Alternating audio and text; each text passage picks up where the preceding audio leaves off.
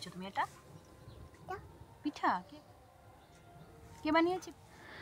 মা বানিয়ে পাঠিয়েছিল পিঠে, তো অনসে সেই পিঠেটাই এখন খাচ্ছে। জানো তো, একটা পিঠেই ও খেয়েছে, কিন্তু কিছুই হজম করতে পারছে না, কেন বুঝতেই পারছি না। তো এখানে আমিও একটা পিঠে খাচ্ছিলাম, তো বলছে যে মা আমাকে একটা পিঠে দাও, ওকে একটা দিলাম। আর এখানে দেখো আজকে আমার রান্নাবান্না কি হয়েছে, একটু অন্যরকম স্টাইলে, মানে একটু আমি কাশ্মীরি আলুর দম রান্না করেছিলাম। আর যেহেতু অনস খাবে সেহেতু সম্পূর্ণই কাঁচামরিচ দিয়ে রান্না করেছি, কাঁচা লঙ্কা দিয়ে, তাই জন্য কালারটা এরকম হয়েছে। আর এদিকে দেশি হাঁসের ডিমের ঝোল করেছি আলু দিয়ে, ডাল, আর ওইদিকে আমি একটা শুটকি মাছ করেছি, দেখেছো তো, লাল লাল। আর এখানে দেখো, এটা হলো ঠিক সন্ধেবেলায়। আমি সারাদিন সেরকম ভিডিও করতে পারি না, জানো তো, সেজন্য আমার ভিডিওটা এইরকমই। তো সন্ধেবেলায় দেখো তোমাদের দাদাভাই বাড়িতে এসেছি, যেহেতু এটা মানে 22শে জানুয়ারি, 23শে জানুয়ারির আগের দিন, তো ওর না ভীষণ খিদে পেয়েছিল। কি করছে দেখেছো? তোমাদের বাড়ির বেবিগুলি এত দুষ্টামি করে কি করে না? কে ওর বাড়ির বেবি এত দুষ্টামি করে না যত দুষ্টামি অংশ করে? দেখি, খাবে তো নাই একটা জিনিস নিয়ে, শুধু এই রকম একটা দুষ্টামি, একটা না একটা দুষ্টামি অংশ থাকবেই। আর পারবো না আমি দিতে, বুঝেছো? এটা একটা খেলা নাকি? এটাও একটা খেলা, এটা একটা খেলা হলো? কে খেলে এরকম খেলা? কে খেলে? আমি। বন্ধ করো এসব খেলা, আর না। চলো বাটিটা রেখে দিই, চলো বাবা। কি করবে? না আর না, আর না, চলো দাও, রেখে দাও মাকে, দাও মাকে দাও। এখানে আমি বানিয়ে নিয়েছিলাম ম্যাগি, কারণ ও আবার স্কুলে চলে যাবে, তো সেজন্য বললো যে একটু ম্যাগি করে দিতে। খিদে পেয়েছে ভীষণ, ওই সময় চা খেয়েছিল, এখন একটু ম্যাগি বানিয়ে দিলাম। তো ম্যাগিটা খেয়ে কিন্তু কিছুক্ষণ পরেও চলে গেল স্কুলে।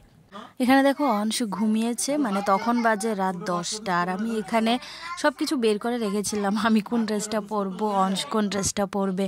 মানে কালকে ওর বাবার স্কুল থেকে র্যালি বের হবে, ওকে যদি একটু না দেখাই আবার ভালো লাগছে না। তো ওর বাবা বলছিল যে না, একটু কষ্ট করে হলেও সকালবেলা একটু যাবে, অংশ একটু দেখবে, ওর ভালো লাগবে। বাচ্চাদের তো এইসব জিনিস দেখতে ভালোই লাগে, যদিও নেক্সট ইয়ার থেকে ওর নিজেরও সাজতে হবে, তো সেটাই।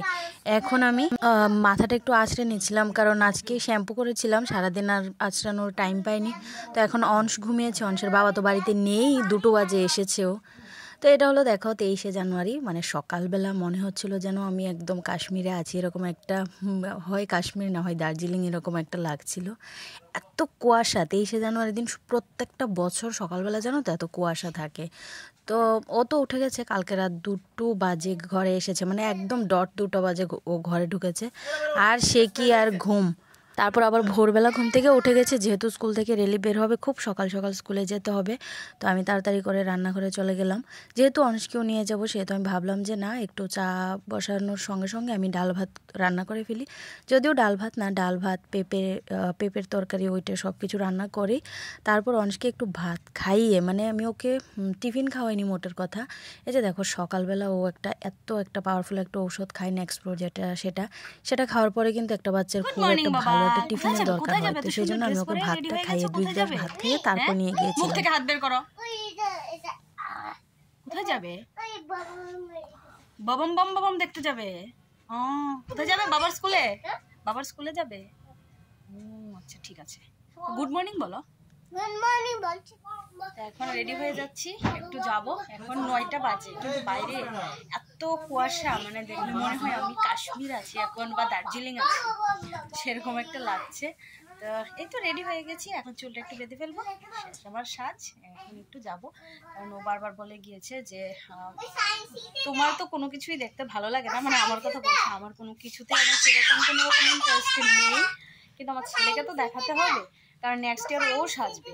তো আর বাচ্চাদের এইসব জিনিস দেখতে বেশ ভালোই লাগে, ও একটু এনজয় করবে।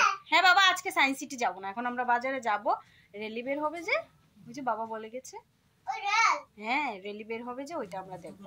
চলো।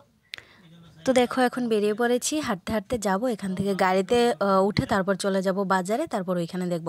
আর জানো তো, এই 23শে জানুয়ারি আর 26শে জানুয়ারি সকালবেলাটা আমাদের বিশালগড় টাউনের মধ্যে একদম পুরো মেলার মতো হয়ে থাকে। এই যে বেরিয়ে গেছে আমাদের নেতাজি, যাকে ছাড়া আমাদের স্বাধীনতা সম্ভব হতো না, সেই নেতাজি।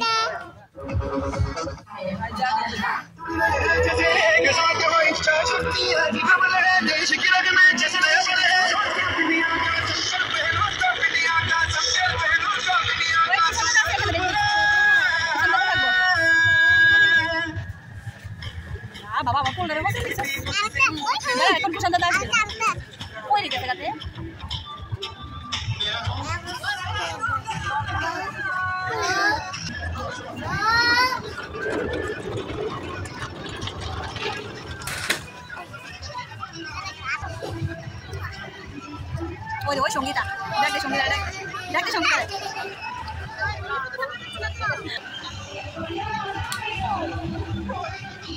তার জন্য বান্ধবী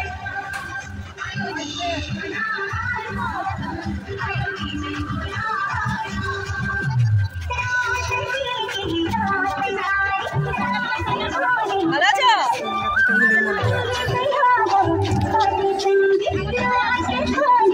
দেখছো দিদি আরে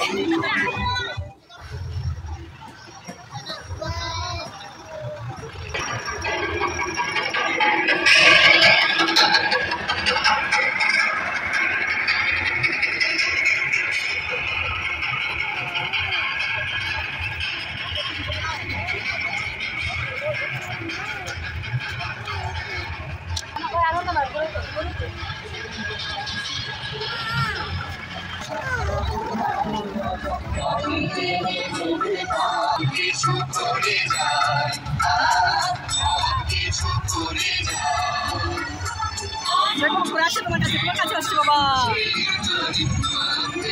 সব সাজিয়ে और तुम सदा जीवित रहोगे मृत्यु की भीख मांगो। তো সবগুলি র্যালি আমি তোমাদের সঙ্গে শেয়ার করে নিই, যেহেতু কপিরাইট এসে যাবে এই জন্য। এখানে দেখো আমাদের র্যালি দেখা কমপ্লিট। এখানে দেখো সোনামণি মানে আমাদের বাড়ি থেকেও সবাই এসেছিল। তার জানো তো এখানে আমরা একদম ফায়ার সার্ভিসের সামনেই দাঁড়িয়েছিলাম, আর ওরা এখানে দাদা আছে একজন আমার পরিচিত, আর উনি একদম সবাইকে নিয়ে ফায়ার কার ফায়ার ট্রাক এগুলির মধ্যে অংশ বলছিল, আর উনি নিয়ে যাচ্ছে আর ওঠাচ্ছিল। এই যে দেখো যত কাণ্ড করেছে, সবাই মিলে ওদেরকে আদর করছিল, সব বাচ্চাদের মানে 3 জনকেই। তো ওখানকার সব পুলিশেরাই ওদেরকে নিয়ে এরকম করছিল আর কি। তো বেশ ভালোই লেগেছে। অংশের অনেক দিন থেকে ইচ্ছে ছিল ফায়ার কার ফায়ার ট্রাক ওইসবে ওঠার জন্য, মানে একটা নেশা ও দেখে তো মোবাইলে, তো সেটাই আর কি। তো এখন চলো, এখন ওই শাশুড়ি মাকে নিয়ে গিয়েছিলাম একটু চশমার দোকানে। উনি একটা চশমা একটা অর্ডার করবে, চশমার একটা ফ্রেম। তো সেখানে অর্ডারটা দিয়ে এখন চলে যাব বাড়িতে। আজকের মতো টাটা। ভিডিওটা ভালো লাগলে অবশ্যই চ্যানেলটা